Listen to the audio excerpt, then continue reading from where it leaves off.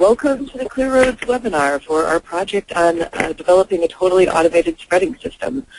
DOTs have a lot of challenges in maintaining safe, clear roadways during the winters, and this project aimed at understanding the state-of-the-art in terms of a totally automated dispensing system that could guide field staff in the best approach for application of materials to winter roads. Clear Roads retained the services of Thompson Engineering to study the status of automated spreader technology and provide a guide for DOTs in terms of implementing the latest technology. The project is complete, and we've asked Greg and Todd Thompson to present the results of their findings here today. But before I turn it over to the folks at Thompson, I just want to take a moment to thank the members of the subcommittee that oversaw this project, Daryl St. Clair, Tom Peters, Dave Guevara, Jim Smith, Paul Brown, Mark DeVries, and especially, of course, our project champion, Cliff Spoonmore. I'd also like to thank my colleague from TTC, Brian Hurt, who is joining us on the call today and working in the background to make sure we have a good recording of this presentation. Greg and Todd Thompson, I just want to thank you so much for joining us today and for your hard work on this project. I'm going to turn it over to you. Okay. Well, thank you, Colleen. This is Greg Thompson, and Todd will be providing the presentation. We're just kind of hitting the highlights of the final report. This is Todd Thompson, and we're going to run through some slides here and discuss in a general way everything about the project.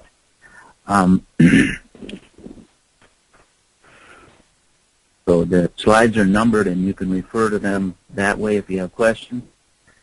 Today we're going to introduce the topic and then get into the two tasks that were part of the project, gathering information, task number 1, and then the guides themselves, which are in three guides, 1, 2, and 3. And then we'll talk about some concluding remarks. This slide is to help us get our minds working on what kinds of questions we might have about this technology and what's feasible and how effective is this technology. What do professional snow and ice industry need and want from this technology? What kind of products is the industry producing, and which ones are available now? And how can we professionals make informed decisions about this new technology? And we'll try to answer most of those questions in this presentation in a general way and in the report in more specifics. First, what is feasible? This somewhat detailed graphic there is meant to describe what automation means in the chemical spreader application.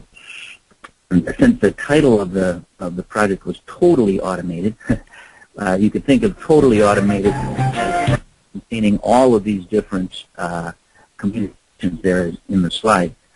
Communication pathways 1, 2, and 3, denoted by the yellow arrows there, are basically a snow plow with a spreader with no automation, which we'll call level 0 automation.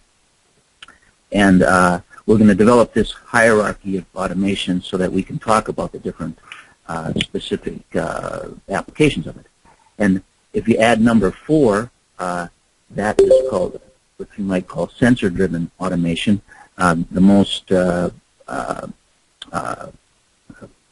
widely used type of automation there is the ground speed control. Modulates the spread rate. Another one that's readily available as pavement temperature, as a pavement temperature sensor that's put into the truck that can then modify the spread. When I say the spread rate, I mean the pattern, all of the aspects of the spread.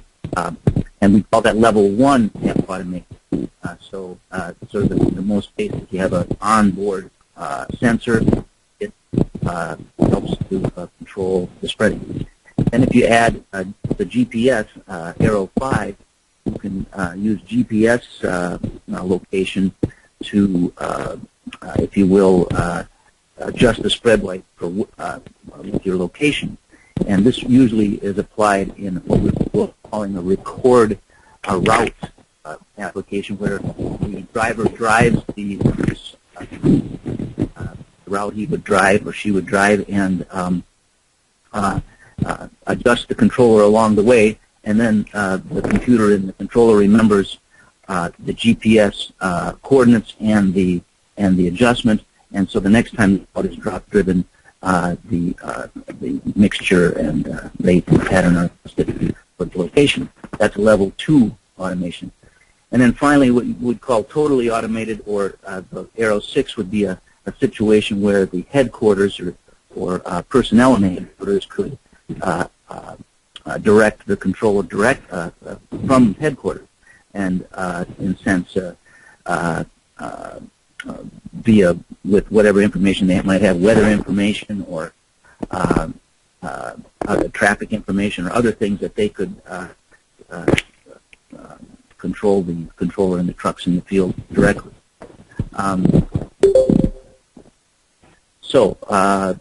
And we hope this is more clear as we go along through the presentation. There'll be a lot of examples of these levels 1, 2, and 3 automation. Stop me if you have questions. We have. Oops, I meant to delete the actual manufacturer on that picture there. Just pretend I left that out. Task 1, gathering information. We did a literature search, and we also sent out an online survey of professionals to gather information on this topic. And with the literature search, we came up with the bullet points here, as well as many others. But one thing we found, and this was an ongoing search of trying to find a totally automated system, is what we're calling it, or a level 3 automation. We weren't able to find one that was available now. Close to it, but couldn't find one that would actually control the rates from headquarters. We did look into the agricultural industry, and we'll talk more about that in Guide 3. It has many similar challenges. One of the major gaps in understanding these is we couldn't find any comparative quantitative studies of these automated spreaders in the United States. We did find a couple in Europe, and there are many currently available products. Here's a quick snapshot of some different spread controllers and the types of automation that are available there. You'll notice I've grouped them, or we've grouped them in groups where with sort of a different approach to them. Group 3 in the bottom, where all 3, or not all 3, levels 1 and 2 are available of automation, and groups 1 and 2 have various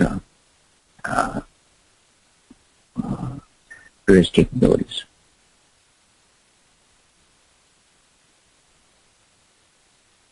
The survey was very interesting, and we had over 100 respondents, and we surveyed both the snow fighting professionals and the vendors, and we found many things, including accurately controlling the spread rate.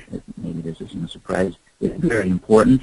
The automation is feasible, and its use is increasing. And counter, and on the other side, automation is not the answer for everything. Many components already are incorporated in the modern snowplow. There are advantages for information gathering and efficient use of chemicals, and more research is needed, some along the lines of the testing that we talked about in the last slide. But as talking to people, many of these things like response time, how fast can the auger respond when the GPS location says you're supposed to spread in a different fashion here, is a real open question, and lots of different opinions on that. This is one example of the information we gathered.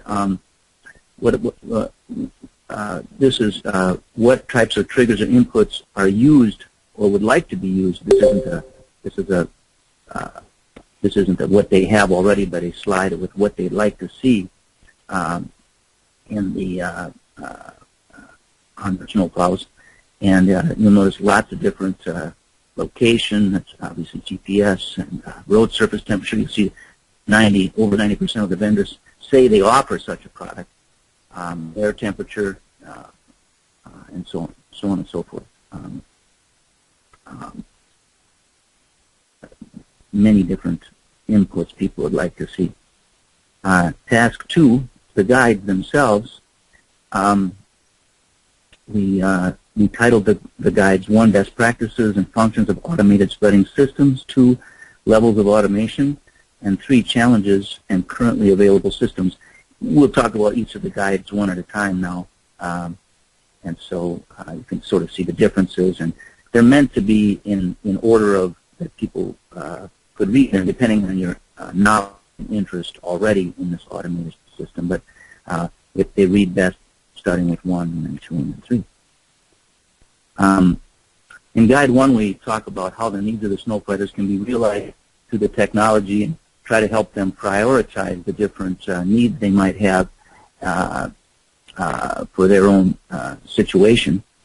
A lot of this, of course, is knowing what is possible and what is feasible. This is an example of a set of priorities that we came up with. It'd be,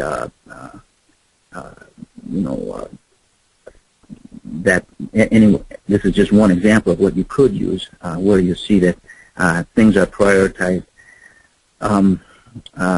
This is the top level would be just simply being able to set the rate and then recording and archiving where the material is applied, where and when. And the second level would be automated variation from average spread rate as a function of road surface temperature, and maybe spread pattern as a function of location, and so on. This is a mixture of both levels 1 and 2 automation. And finally, a third level, a third priority might be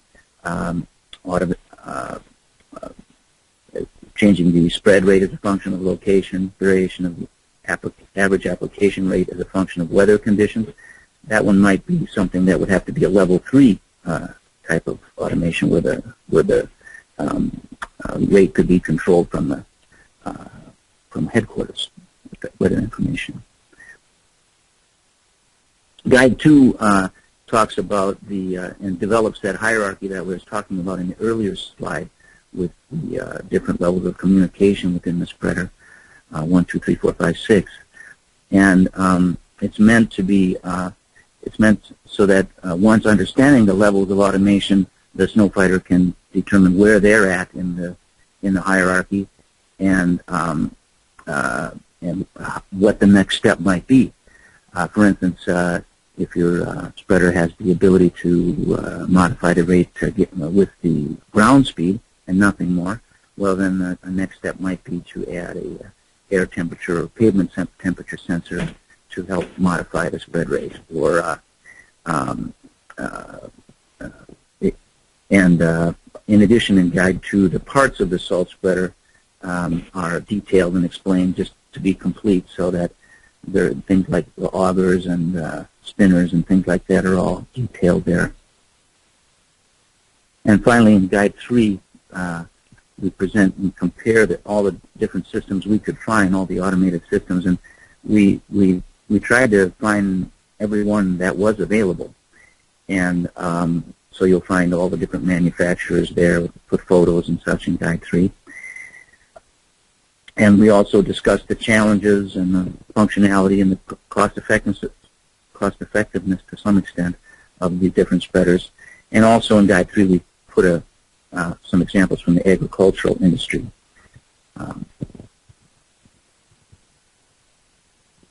And here's a more complete table of what was given earlier. You'll notice I just added the levels in there, help explain the different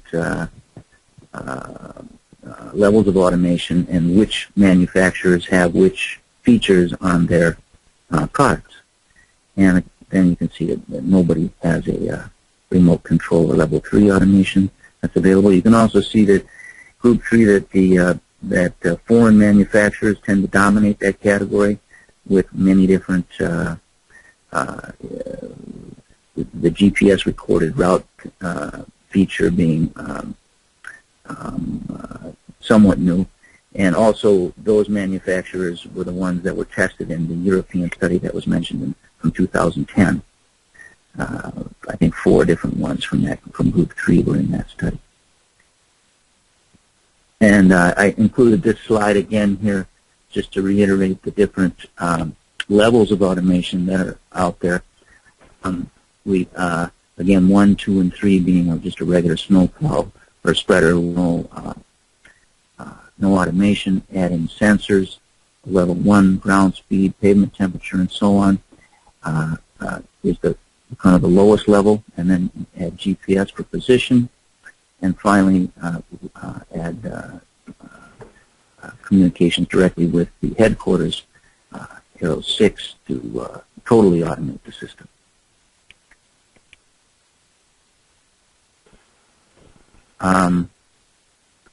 Challenges with the of automation. There's many challenges. For instance, I mentioned already one of the big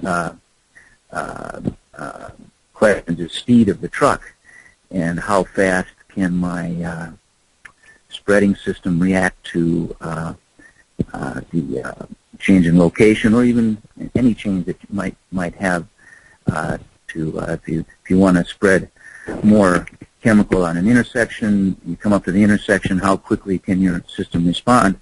And one of the interesting comparisons to the agricultural industry was they are dealing with much slower speed than we are in the salt spreading industry.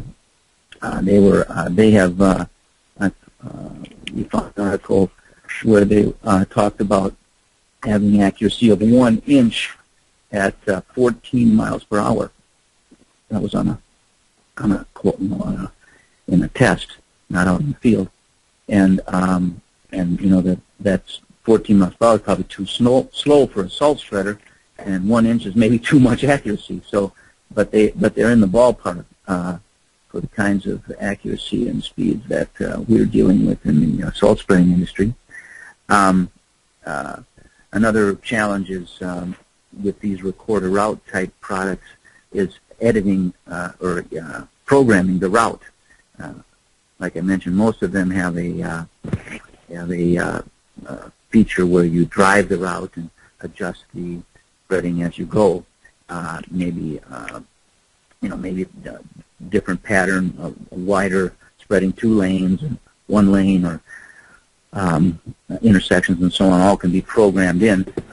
They all vary quite a bit in how that route then is programmed or edited, if you will, after the fact, which it's most useful to be able to edit it on your computer as opposed to in the controller. Another challenge is data gathering. With the GPS and other things, enormous amounts of data is being generated. What do we do with it? How can it be made useful?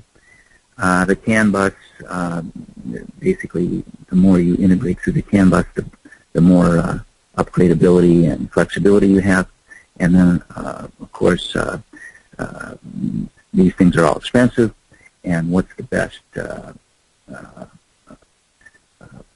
pathway given the budget one has?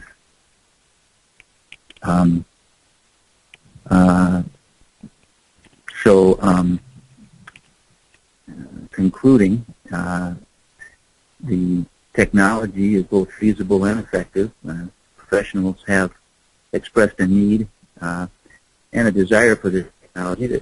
There was some discussion about, as with many of these technologies, the need for it, of course, but by and large, the majority of people were in favor of its development and utilization. There are many products at various levels of sophistication. We looked at, in the report, there's some strategies for short-term solutions where you would have, you could add a component to an existing system, or you could, and what's available in that respect, or a long-term solution where you're buying a whole new system. In that situation, you might look at the different manufacturers and which manufacturers have automation built into their systems from the start, so that you wouldn't need to, so that after you had a long-term solution, you could just do short-term solutions after that. And then finally, the testing the automated systems in the United States will be valuable for everybody here.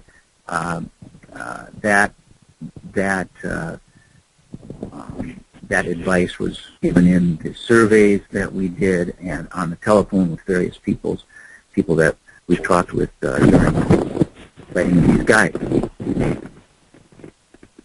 So we're open for questions.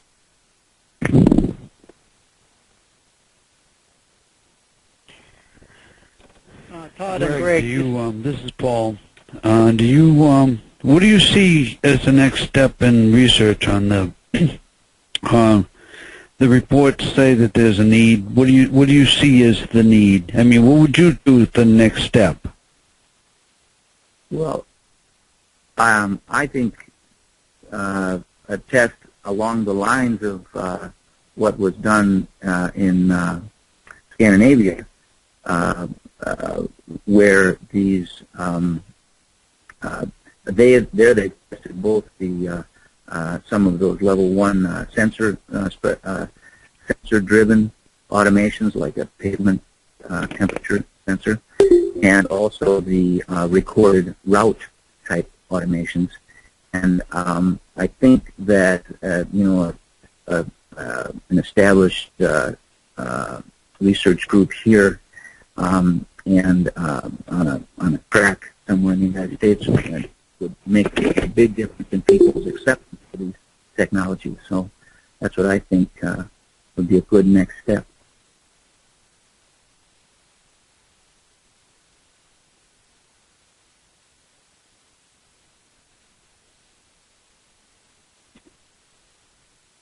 Todd and Greg, this is Gabe Guevara. Can you hear me? Yep. I sure can, Gabe. All right. I just reiterate Colleen's comments before. It was really a pleasure working with you guys, and you guys did excellent work here. I just have a couple of comments. One, I think that this is great work. This is great information that came out of this study, and I think that to follow on questions, I think we need to start somewhere, and we don't need to. I don't think that we need to focus or be discouraged because we didn't find anybody that can pull 3 automation. To some extent, I think that can be very well served with level 1 and level 2, and wait until level 3. I do think that level 3 is important, that we keep that in mind, because at some point I think it would be very useful to incorporate things like the MDSS, the Maintenance Decision Support System, which in turn includes weather forecasting and pavement forecasting, and be able to have that be part of the loop of the automation. But that might be a little ways down the road. I don't think we need to be discouraged because we don't have that now.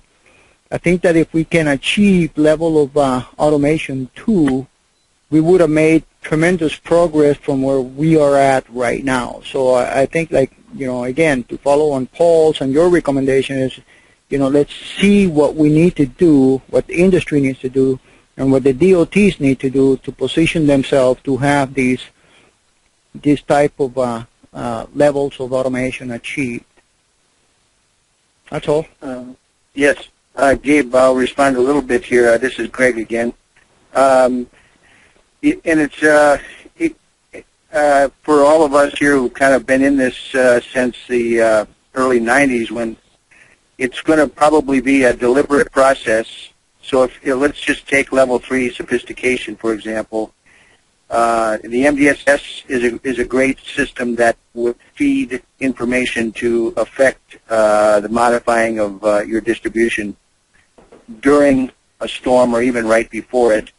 And also, you could have your, a couple of the controllers already are able to, let's say, have a plan A and a plan B, maybe even a plan C, that could be based on and triggered from headquarters remotely.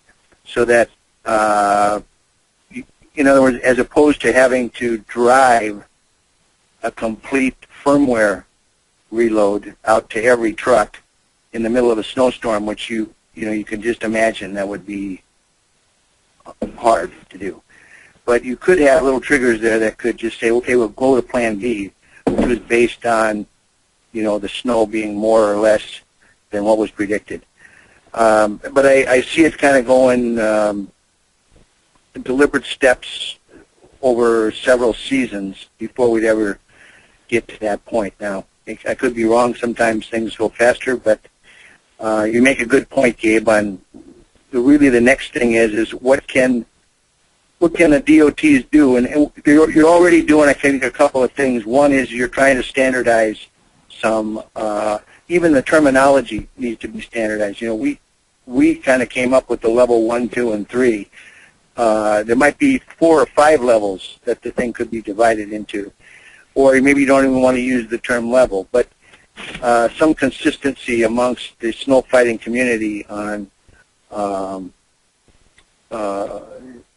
I know Clear Roads is leading the charge on that, so that every time you buy a new system or want to do a new technology, you don't have to start over by buying, one brand from one vendor. So, yeah, I guess I'll stop at that point. Thank you. We got a question in chat. Yeah, I was going to say, Greg and Todd, I wanted to make sure you saw the question from Cliff Swoonmore in the chat box. It says, when talking to U.S. vendors, did they give you the feeling of adopting some of the European technology that is developed? And does the U.S. DOT need to purchase European technology before the U.S. vendors will move off the status quo? Well, Cliff, that's a great question. Ooh. Yeah, I'll take first stab at that, Todd, just for a second. Go for it. I think we did find that the U.S. vendors are moving that way. We talked with guys like Force America, Rexroth, Cirrus, of course, and yeah, I think they already are developing that technology. They've got an R&D effort, at least the top 5, 6 companies, and they, to what degree they're advertising that capability or not, I don't believe that the U.S. vendors have to go out and purchase the European technology to get the U.S. vendors on board. They just probably need to get a larger sense that it's a technology that the U.S. DOTs are interested in and will pay for. Obviously, that's easier said than done, but I know that going over and getting the European technology and bringing it here is very expensive, and then you get into the whole service aspect of it. But I really do think that the U.S. vendors are on the verge of coming out with a new product. If not this season, then in the next 1 or 2 seasons. Maybe the APWA show, will have even something this time, the Snow and Ice show. This is Ron. Yeah. This is Ron right out of Idaho, and I have Dennis Jensen and Steve Spohr with us. They're our winter maintenance program manager and coordinator, and we've got something we want to kind of share along this line to let you know what we're trying to attempt to do that's going into this Group 3 stuff. So I'm going to let Dennis talk for a minute. Yeah, I'd like to kind of explain what we're doing and then maybe have a couple questions and see what the group thinks. What we're trying to do in Idaho here is we got a ArtWiz network of about 100 stations across Idaho right now, and we're integrating the ArtWiz data with the surge controller data that we have in our trucks, so we can actually detail what we're applying to the roadway and how the results of that application are working. And then we're trying to go through the next step as we integrate those two databases together, making recommendations to be able to bring back into the truck in the form of an MDSS system. And I guess my question for you folks is, we're looking at different types of communication. We have pretty poor cellular communications.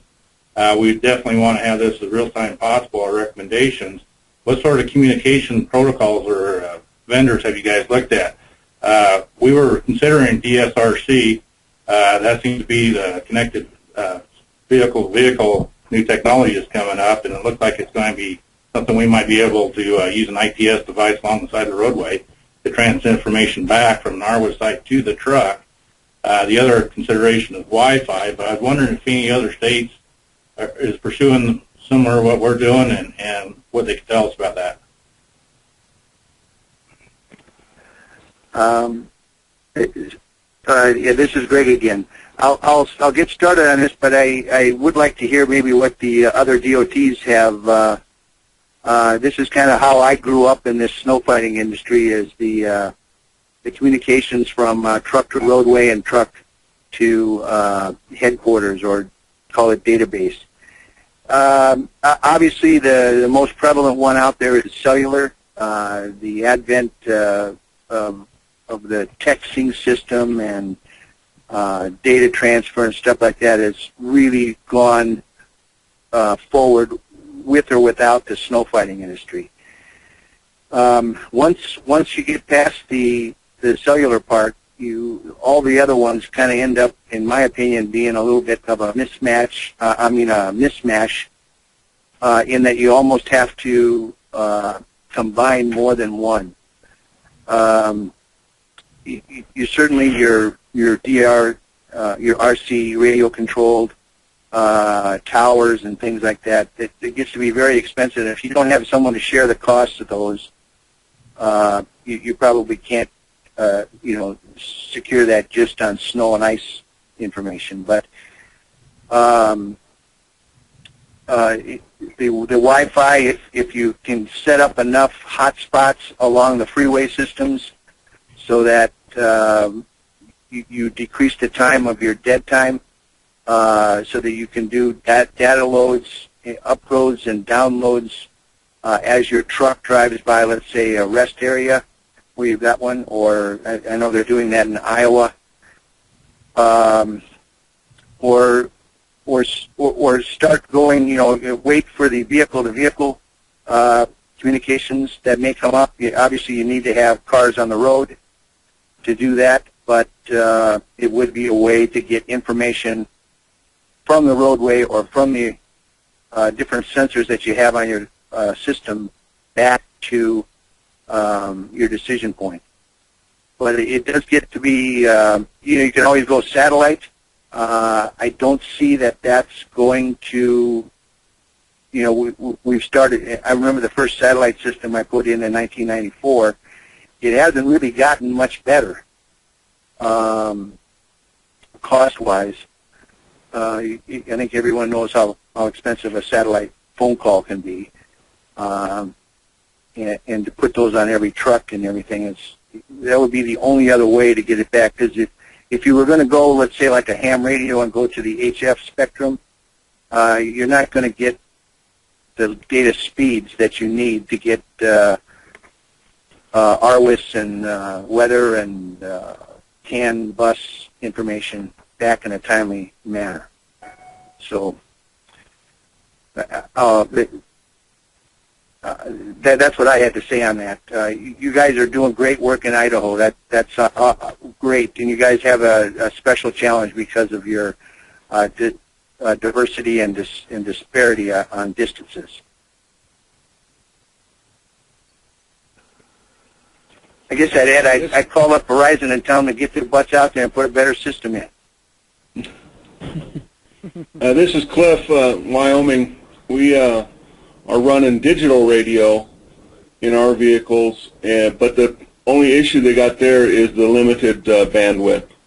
We can't do a lot of imaging transfer. If we wanted to take the weather radar and shove it through, we can't do that. But if we have bits of text, we can take that information and run it through the digital radio. Is that Motorola 800? Yes. Yeah. A question for Idaho. Do you guys use the Motorola digital radios out there? No, we don't. No. All right. Are there additional questions for Greg and Todd while we have them on the line? We have one from Idaho. I got one more question on your automated system you're finding in Europe. My understanding is they program that by GPS location and they do thermal mapping to try to match the application. Is that correct, or are they doing something else also? They have they do location mapping. So they can do it one of two ways, where you take a truck, drive it, and then drive the route, and as you drive the route, it records what you did, which can then be repeated or transferred to a different truck. Or you can try to program it using a desktop or laptop computer, just based on set points.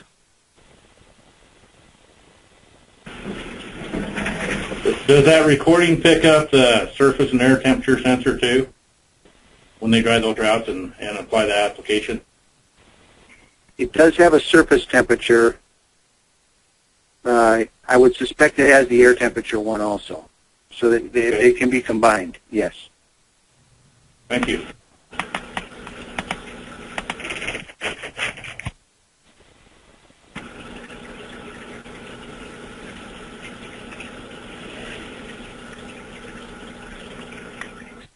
This is Gabe Guevara again. As far as the communication protocol and relying or the expectation that we could rely for a system like this on the use of the SRC, that's probably not feasible given that the SRC is short-range communication. It's almost line-of-sight type of communication, and just for the same reason, we don't have ARWA stations all over the place. For the same reasons, we won't have DSRC stations. So what I see happening here in the future is just perhaps having a family of services that help with the communications, like a hybrid type of system that at times will rely on cellular, at times will rely on radio, or at times will rely on even, DSRC. DSRC probably in high density, highly populated areas, urban settings might be okay, but out in the rural area, I just don't see that happening. That's just a comment. Okay, we do have a project that was approved during our spring meeting that's going to discuss vehicle-to-point source communications. So we'll be dealing with that and how to best handle that in the coming year or so. Thanks, Alan.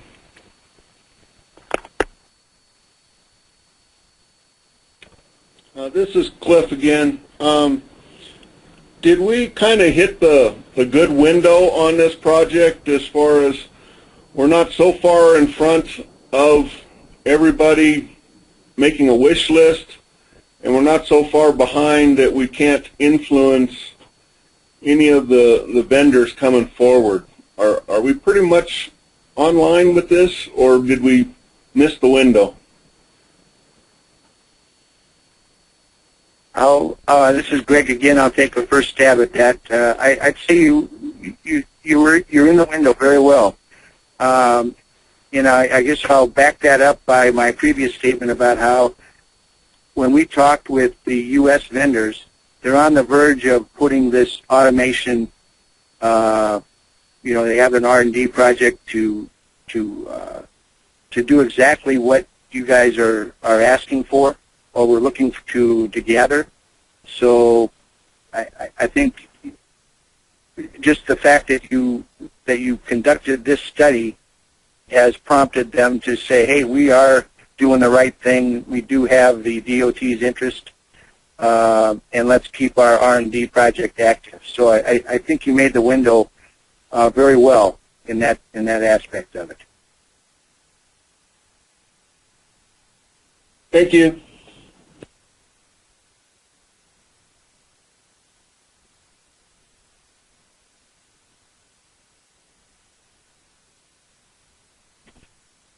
We've still got time for a few more questions if anybody's got them.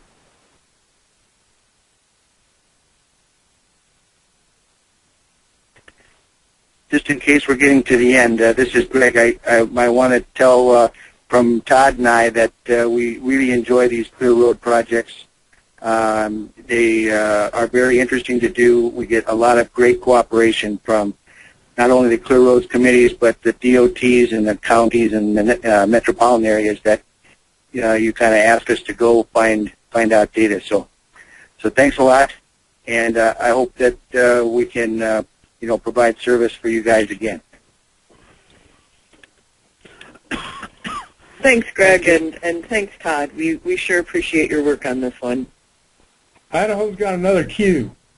All right. Greg or Todd, when you guys were talking to the controller vendors, I know you asked one about temperature-based spreading, road-based spreading, which has kind of been a hot topic for several years now. But did any of them give you any type of indication that they were looking at other type of sensor or pre-programmed spreading capability? I mean, did they just hint that they were working on anything?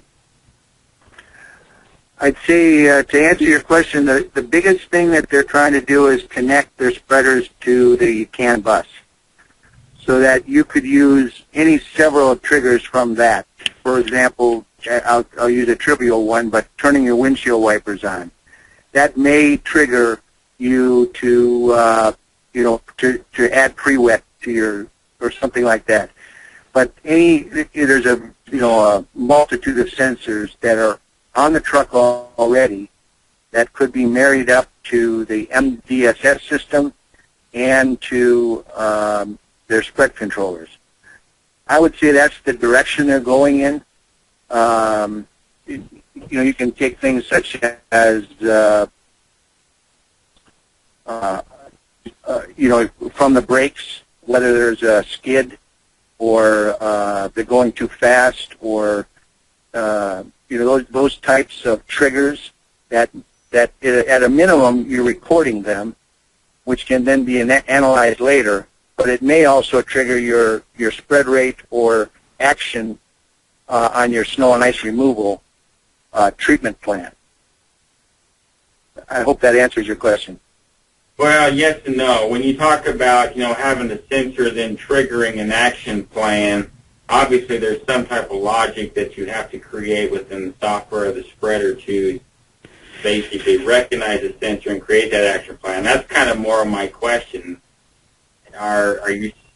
Did they indicating that they're creating this logic about giving it inputs and then it creating an output, or? Yeah. Well, I think one tidbit. I think Cirrus right now, and not to put a brand name to it, is talking about a scripted application rate through their controller, but it's all temperature driven, meaning that as the pavement temperature goes to 30, it changes the application rate, and as it goes to, say, 24, it changes its application rate. But I believe it right now, the script is you, the purchaser, is the person who sets the rates and the time, the application. All they're doing is putting the trigger points in their computer. Yeah, we've got Cirrus controllers, and we're already doing one or two trucks that way right now. Yeah, and I think that's about right now. tell me if I'm wrong, Greg, that seems to be about the most advanced as far as they're not using any of the other algorithms that, say, like Weissler's doing on their friction meter and such. Yeah, I agree. Cirrus is definitely one of the forefront vendors. I would guess to try to more closely answer your question as to how far they're working on developing an algorithm or a logic process, and I'd say they're in the infancy of part of that. They are speaking, I don't want to speak for the vendors, but they're going to need a lot of help from the snow fighter professionals as to what,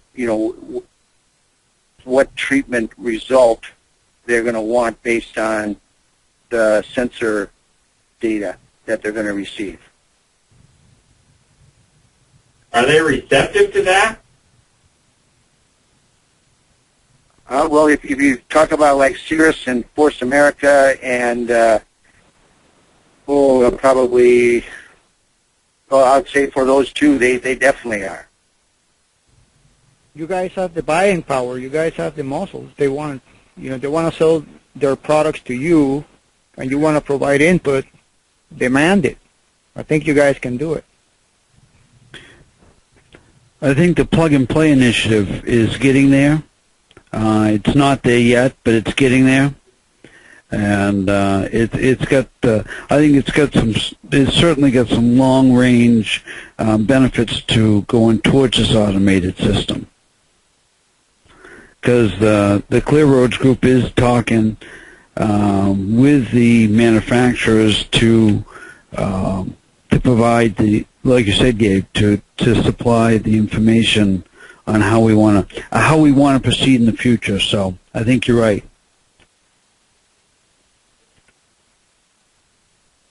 This is a really good discussion, everyone. Are there additional comments? Does anyone else want to comment on this?